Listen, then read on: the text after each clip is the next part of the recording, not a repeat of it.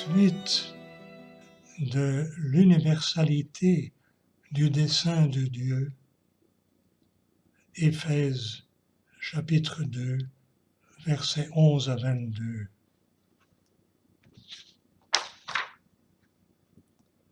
Paul souligne le rôle capital du Christ dans cette phase décisive de l'ouverture du peuple de Dieu à toute l'humanité. Comme nous avons été choisis en Christ avant la fondation du monde, de même est-ce en lui que nous sommes tous réconciliés dans notre histoire. Et Paul rattache directement cette action du Christ à l'événement de la croix. Il écrit: « Il voulait faire la paix et les réconcilier tous avec Dieu en un seul corps par la croix. » Cette mort résume et couronne à ses yeux tout le ministère du Seigneur. Ainsi, ce qui caractérise essentiellement la démarche du Christ en ce monde, c'est au regard de Paul cette volonté de réconciliation universelle. À tous, il offrait la paix, la grande paix de la réconciliation et de l'amitié avec Dieu. Or, c'est précisément cette approche et cette ouverture universelle qui ont conduit Jésus à la mort sur la croix.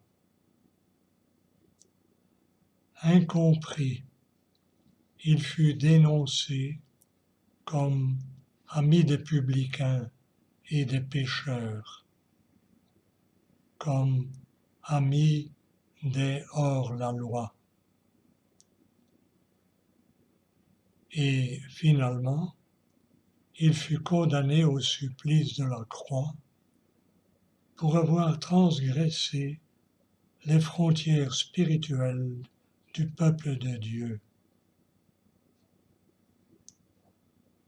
Mais Jésus fit de sa mort sur la croix le suprême témoignage d'un amour qui ne connaît pas de limites.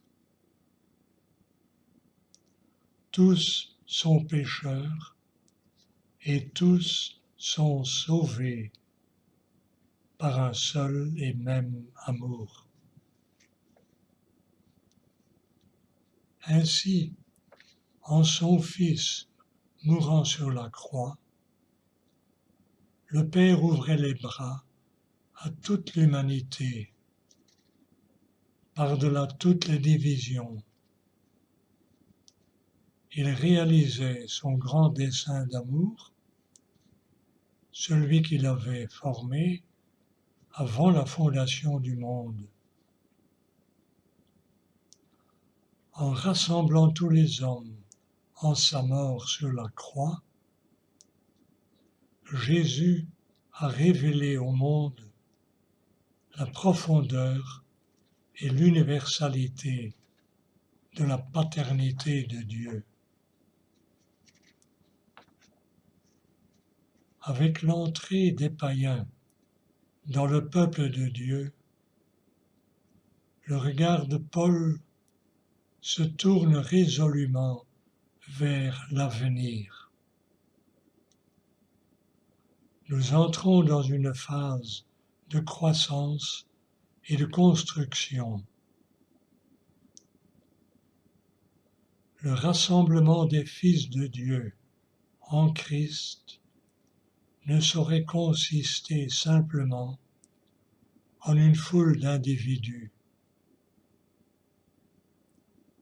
ayant chacun séparément sa relation propre au Seigneur.